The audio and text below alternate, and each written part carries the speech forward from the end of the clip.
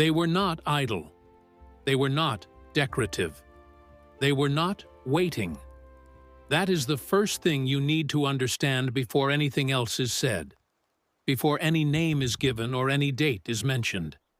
The image that survives, the one carved in stone, painted on pottery, whispered through the mouths of male historians who never once asked the question seriously, is of women set apart from the real world, passive, peripheral, ornamental at best, burdensome at worst. The story told for centuries is that ancient women existed on the margins of civilization, that history happened around them while they sat quietly in dim rooms, waiting for men to return and make decisions that mattered. That story is wrong. Not partially wrong. Not wrong in a few specific cases. Fundamentally, structurally, deliberately wrong. Because the systems that organized ancient life were never designed to make women visible. They were designed to make women functional. And there is a profound difference between those two things. A wheel is never celebrated. A foundation is never photographed. But remove either of them, and everything collapses. What actually happened inside those households, those temples, those fields, those markets, those dye workshops and weaving rooms and grain storage facilities, from the earliest agricultural settlements of the ancient Near East to the bustling urban centers of classical antiquity. That is what this narrative is about. Not exceptional women, not queens or priestesses or mythological heroines, ordinary women, the ones whose names did not survive, the ones whose labor fed empires without ever appearing in a single official record. Once you understand what their days actually looked like, you will never again be able to look at ancient civilization the same way. To understand the daily life of ancient women, you first have to understand what a household actually was in the ancient world. It was not a private retreat from public life. It was not a sanctuary of rest. It was a production unit. A small, self-contained economy operating inside four walls, responsible for transforming raw materials into everything a family needed to survive, compete socially, fulfill religious obligations, and maintain its standing in the community. In Mesopotamia, in Egypt, in Greece, in Rome, in ancient China, in the Indus Valley, across vastly different geographies and political systems, this fundamental structure repeated itself with remarkable consistency. The household produced, and women managed that production. The day began before sunrise, not metaphorically.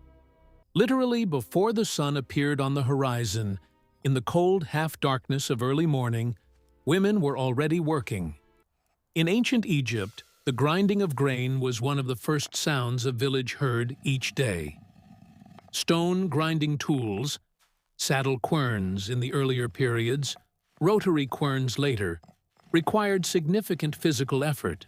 Women knelt over flat stones and pushed grain back and forth, until coarse flour accumulated beneath their hands. Bioarchaeological studies of ancient Egyptian skeletal remains show the consequences of this work written directly into bone. Degenerative changes in the knees, the lower back, the shoulders, the cervical vertebrae. The bodies of ancient women recorded their labor even when no document did. Bread was not simply food. In ancient Egypt, bread and beer together constituted the base of the entire nutritional economy. Workers were paid in them. Temples distributed them. Households measured their stability through them. To produce bread was to participate in the fundamental metabolism of civilization. And producing bread, grinding, sieving, mixing, fermenting, shaping, baking, fell overwhelmingly to women. E se esse tipo de história faz você enxergar o passado com mais profundidade, considere se inscrever. Esses roteiros levam tempo para construir, e ainda existem muitas histórias esperando para serem contadas. This was not arbitrary. It was systemic. The division between what men did and what women did in the ancient world was not a natural fact. It was a constructed arrangement, reinforced through law, religion, custom, and the daily repetition of expectation. Men moved outward, to fields, to markets, to administrative centers, to wars. Women moved inward, through the rooms of the household, through the rhythms of production that no one recorded because everyone assumed they would always happen, the way one assumes water will flow downhill. But water flowing downhill is doing work, enormous, irreplaceable work. In ancient Mesopotamia, cuneiform tablets, some of the earliest written documents in human history, occasionally give us glimpses of the female labor economy that formal histories ignored. We find records of women employed in large institutional households, palaces, temples, textile workshops. We find ration lists for female workers receiving grain and oil. We find administrative documents tracking the output of weaving operations staffed almost entirely by women, producing linen and wool textiles that were then exported across trading networks spanning hundreds of miles. The textile industry of ancient Mesopotamia was, in significant part, a female industry. The cloth that dressed kings and equipped armies and paid debts was made by women whose individual names rarely appear anywhere at all. The architecture of the ancient house was itself a diagram of this system. In many ancient Mediterranean and Near Eastern homes, the household was organized around a central courtyard, an intermediate space between the complete interior and the outside world. This was where much of the daily work happened, where grain was ground and bread was baked, where wool was washed and carded and spun, where children played under supervision while their mothers worked, where female neighbors might gather, briefly, before each returned to her own circuit of labor. The courtyard was not a private space in the modern sense. It was a working space, and it belonged almost entirely to women. Textile production is where the story becomes almost impossible to overstate. If there is one activity that defined the daily life of women across virtually every ancient civilization on Earth, it is this: the transformation of raw fiber into cloth, spinning, weaving, fulling, dyeing, mending. The cycle never ended because the need never ended. Cloth wore out. Children grew. Seasons changed. The household's need for fabric was constant, and in the ancient world, before industrialization made textiles cheap and abundant, producing that fabric consumed an almost incomprehensible amount of human time. Researchers who have attempted to reconstruct ancient textile production through experimental archaeology have arrived at numbers that should stop you completely. To produce a single linen garment in ancient Egypt, not a complex garment, not an elaborate ceremonial robe, just a basic tunic, required somewhere between 100 and 200 hours of labor from fiber preparation through finished cloth. In ancient Greece, producing enough wool cloth to dress a single household for 1 year has been estimated to require thousands of hours annually. Some scholars have calculated that a significant portion of all female labor time in classical antiquity was devoted entirely to textile production. This was not a side task. It was not a hobby. It was the central, consuming, structuring activity of most women's days for most of human history, up to the industrial era, and it happened invisibly, inside households, leaving almost no trace in the official record because it was never treated as worthy of documentation.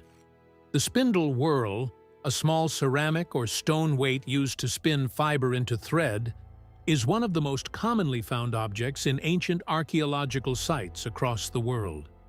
They appear in every layer, every context, every region. Thousands of them. Tens of thousands. Their ubiquity is itself a kind of testimony. These small, modest objects are among the most abundant material traces women left behind, precisely because they were used continuously, daily, by nearly every woman alive. In ancient Greece, the image of the good wife was inseparable from the image of the woman at the loom. Homer's Penelope, weaving and unraveling her shroud for years, is not merely a narrative device. It is a cultural statement about what female virtue looked like: patient, domestic, productive, bound to the loom. The loom was a moral object as much as a practical one. A woman who wove was a woman who was where she was supposed to be, doing what she was supposed to do, visible to the household and invisible to the city. But the loom was also an economic object of extraordinary significance. In ancient Athens, finished textiles, particularly fine wools and linens, were luxury goods that circulated in gift economies, religious offerings, and commercial exchange. The peplos offered to Athena during the great Panathenaic festival, one of the most important religious events in the Athenian calendar, was a cloth produced by a select group of women over a period of years. The ritual was publicly celebrated. The labor behind it was structurally female and largely unacknowledged. The system had a particular logic: women's productive labor, spinning, weaving, food preparation, child-rearing, water-carrying, fuel-gathering, was essential to the functioning of every level of ancient society. And yet, that labor was consistently framed not as economic contribution, but as natural function. A woman who spun wool was not described as a worker. She was described as a good wife. A woman who ground grain and baked bread was not credited with feeding her household. She was credited with fulfilling her role. The language erased the labor by absorbing it into identity. And this erasure had consequences, because labor that is framed as natural function rather than economic contribution cannot be negotiated. It cannot be withdrawn. It cannot be valued, compensated, or refused. It simply is, like breathing, like sleeping, something that happens because it must. The transformation of work into identity was one of the most effective mechanisms ancient social systems ever devised. It did not require enforcement because it did not feel like constraint. It felt like the nature of things. Water. This is a detail that almost never appears in historical accounts of ancient daily life, but it restructured everything. In the ancient world, water did not come to the household. The household came to water. Wells, rivers, public fountains in later urban contexts, these were the sources, and reaching them required regular, often daily journeys that were physically demanding and time-consuming. In ancient Rome, the development of the aqueduct system brought water into public fountains and the homes of the very wealthy. But for the majority of the population, even in a city as sophisticated as Rome, water still had to be carried. And the carrying of water was women's work. In ancient Egypt, the Nile was the artery of daily life, but accessing it, transporting water back to the household, storing it in clay vessels that needed to be cleaned and maintained. This was a daily physical task that structured female movement and female time. Fuel was another constant. Cooking required fire. Fire required fuel. Fuel had to be gathered, carried, and stored. In deforested regions of the ancient Mediterranean, this could mean significant daily effort. In regions where wood was available, it still required labor. The household fire, symbol of warmth, safety, religious continuity, was maintained by female effort in ways so ordinary that no one thought to write them down. What begins to emerge when you assemble all of these individual tasks: grinding, baking, weaving, spinning, water carrying, fuel gathering, cooking, cleaning, child nursing, child minding, is not a list of chores. It is a picture of a complete economic system operating in parallel with the male economy of fields and markets and politics, touching every part of daily life, and receiving almost none of the credit. The ancient household was not a refuge from the economy. It was an economy, and women were its primary laborers, its managers, and in many cases its only skilled workers. What no one fully anticipated was how completely this invisible economy would disappear from the historical record, and what that disappearance would cost our understanding of how ancient civilization actually functioned. There was a moment in a woman's life in the ancient world that changed everything. Not gradually, not over years of quiet transition. Abruptly, completely, in a single social event that restructured her entire existence. Her relationships, her location, her obligations, her body, her future. That moment was marriage. And to understand what marriage meant for ancient women, you first have to understand that it had almost nothing to do with what we call love, and almost everything to do with what ancient societies called order. Marriage in the ancient world was an economic and political transaction between households. It was the mechanism through which property was transferred, alliances were formed, bloodlines were managed, and social hierarchies were reproduced across generations. The woman at the center of this transaction was rarely its subject. She was its instrument, not because individual men were necessarily cruel, though some were, but because the system had been designed long before any of its participants were born, and it functioned according to its own internal logic, regardless of what any individual felt about it. In ancient Athens, a girl could be betrothed by her father as young as 5 years old, though the marriage itself typically occurred in her early to mid-teens. She had no legal standing to consent or refuse. The transaction took place between her father, or her legal guardian, her kyrios, and the man who would become her husband. The woman herself was not a party to the contract. She was the contract. The Greek word for the formal betrothal, engi, derives from a root meaning to place something in someone's hand. The thing being handed over was a person. This was not considered monstrous. It was considered responsible. A father who arranged a good marriage for his daughter was doing his duty. A daughter who accepted that arrangement without resistance was doing hers. The system produced its own morality, its own definitions of virtue and transgression, its own emotional categories. And within those categories, most people lived their entire lives without ever stepping far enough outside them to question whether they were constructed, rather than natural. The transition of marriage was physically disorienting in ways that are difficult to fully appreciate from a modern vantage point. A girl raised in her father's household, familiar with its rhythms, its smells, its routines, the faces of its slaves and servants and neighbors, was transferred to an entirely different household, often in a different neighborhood or a different village entirely. She left behind her mother, her sisters, her childhood companions. She arrived in a home full of strangers, presided over by a mother-in-law whose authority over the domestic space was established, and whose scrutiny was immediate.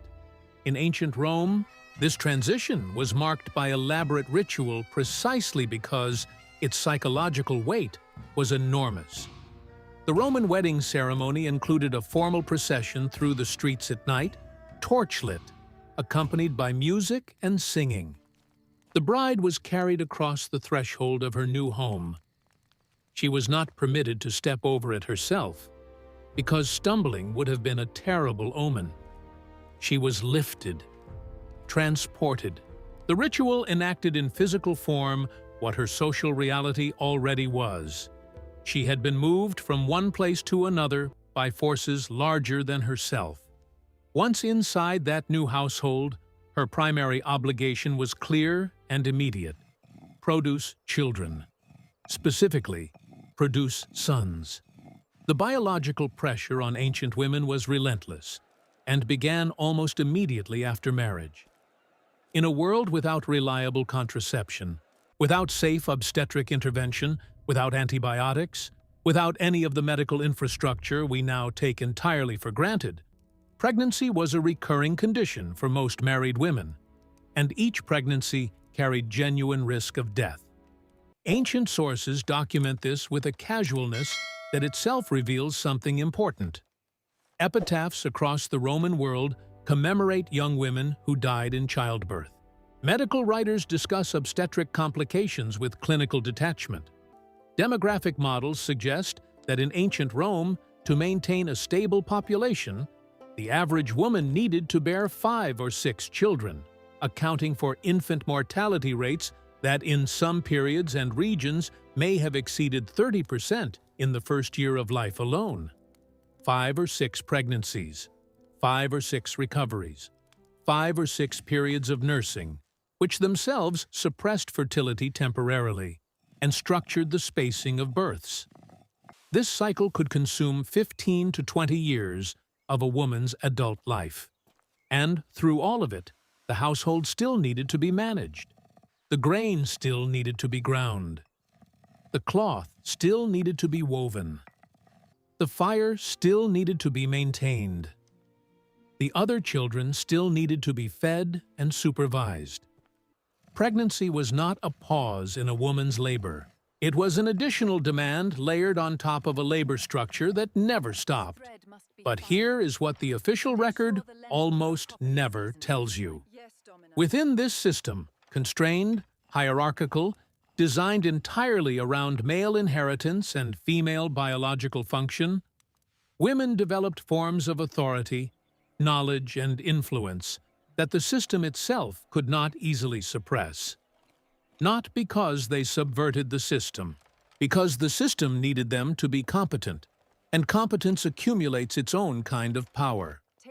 The management of a complex ancient household required genuine skill. In a wealthy Roman household, the matrona, the mistress of the house, oversaw the work of dozens of slaves, coordinated the production of food and textiles, managed relationships with suppliers and neighbors, supervised the health and discipline of children and household staff, and maintained the religious obligations that kept the household in right relationship with its gods. These were not simple tasks.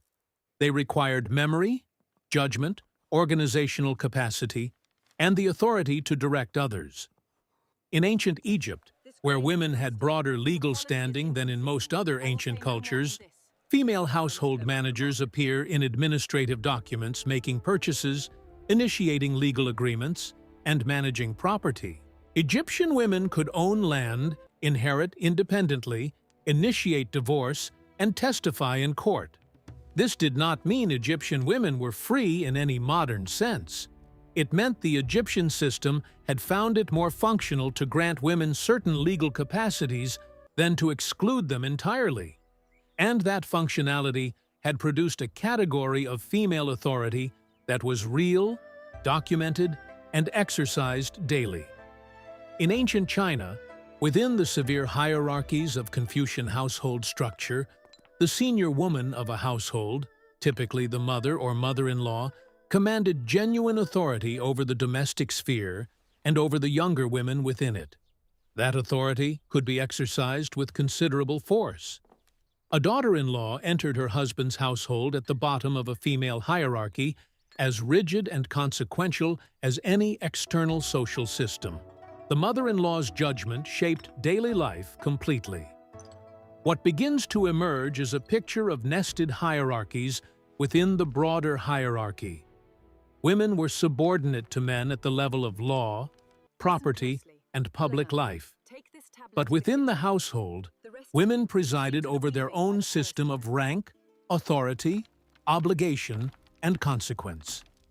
The invisible economy had its own internal architecture, and navigating that architecture required intelligence, patience, and a form of political skill that left almost no trace in the historical record because it was exercised entirely in spaces that history chose not to document.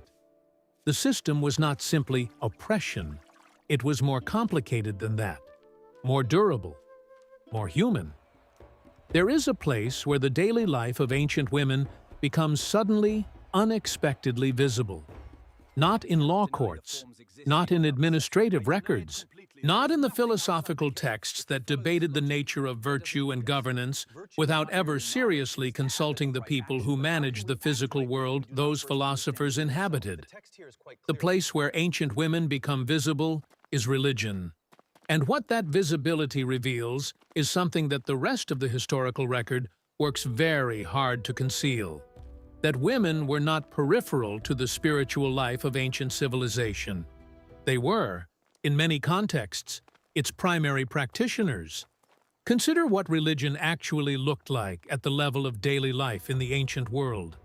Not the great state ceremonies, not the sacrifices performed by male priests on behalf of the city.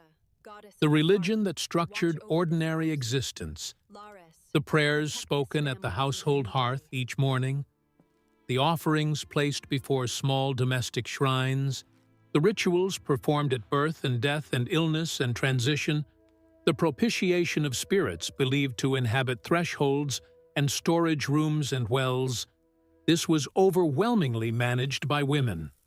In ancient Rome, the cult of the lares, the household gods who protected the family and its dwelling, was tended primarily by the women of the household.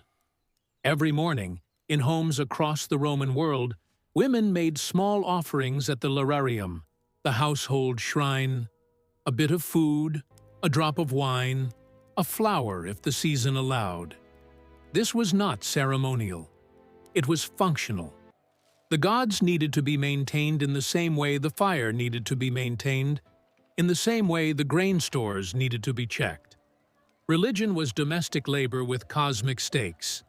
In ancient Greece, women participated in festivals from which they were excluded in civic life. The Thesmophoria, one of the most widespread religious festivals in the Greek world, was celebrated exclusively by women in honor of Demeter, goddess of grain and fertility.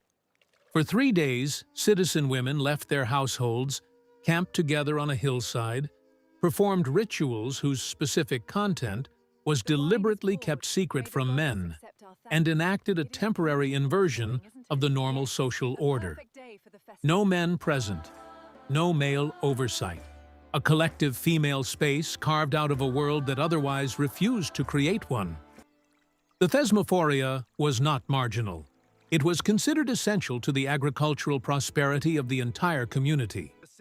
The fertility of the fields was understood to depend on the proper performance of these female rites. Women were not permitted into the assembly or the courts, but the city's relationship with Demeter, and therefore the city's food supply, ran directly through them. The system had accidentally created a form of female religious authority so significant that even the most restrictive ancient societies could not eliminate it without threatening their own survival. This pattern repeated across cultures and centuries with striking consistency. In ancient Egypt, women served as temple musicians. The role of the Shemayat, the female chantress, was widespread and prestigious. Women served as priestesses of Hathor and other female deities. In the New Kingdom, the title of God's wife of Amun represented one of the highest religious offices in the land, held by royal women who wielded genuine economic and political power through their religious function. The temple was not a loophole in the system of female exclusion. It was a zone where different rules applied, where female knowledge, female ritual competence, and female religious authority were not merely tolerated but required. And consider what else women managed at the level of daily life that touched the sacred. Birth, death, illness, the boundary moments of human existence, the passages between states of being, were attended primarily by women. Midwives presided at births. Women washed and prepared the dead for burial. Female mourners performed the ritual lamentation that the ancient world considered essential to proper transition between life and death. In ancient Egypt, the mourning goddesses Isis and Nephthys flanked the dead in funerary art, and their earthly counterparts, the women who wept and wailed at gravesides, were performing a function the culture understood as cosmically necessary. The knowledge required for these roles was real, practical, and accumulated over lifetimes. Midwifery in the ancient world was not intuition. It was skill, the knowledge of how to position a laboring woman, how to manage a prolonged labor, how to turn a poorly positioned infant, how to respond when bleeding would not stop. Ancient medical texts attributed to male physicians contain obstetric knowledge that almost certainly originated with female practitioners who had attended hundreds of births before any male writer thought to record what they had learned. The knowledge moved from woman to woman, mother to daughter, midwife to apprentice, in a transmission system that left almost no written record precisely because it did not pass through the institutions that produced written records. What does all of this mean?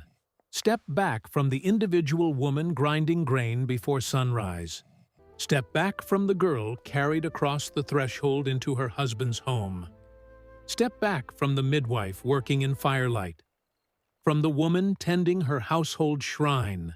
From the weaver whose shoulders carry the accumulated damage of 10,000 hours at the loom.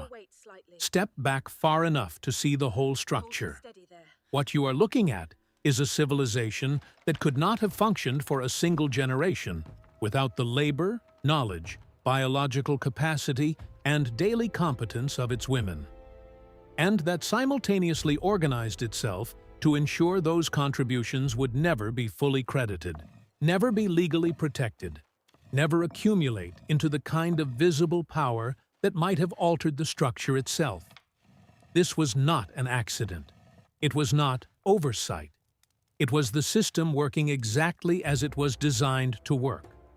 Across ancient Egypt and Mesopotamia, across Greece and Rome, across China and the Indus Valley, with local variations in detail but remarkable consistency and structure, ancient civilizations found ways to extract maximum value from female labor and knowledge, while minimizing female autonomy and visibility.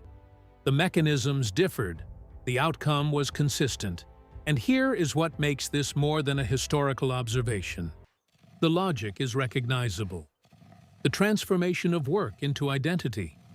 The framing of structural constraint as natural function. The creation of zones of female competence that are essential to the system, but carefully bounded, so they cannot expand beyond what the system requires. The erasure of labor through the language of role. These are not ancient technologies. They are human technologies. They appear wherever a society needs to organize the distribution of work and power in ways that serve existing hierarchies. The women who ground grain before sunrise in ancient Egypt are gone. Their names did not survive. Their bodies have returned to soil. But the mechanisms that structured their days, the invisible systems that decided what they would do, where they could go, what would be required of them, and what would be denied.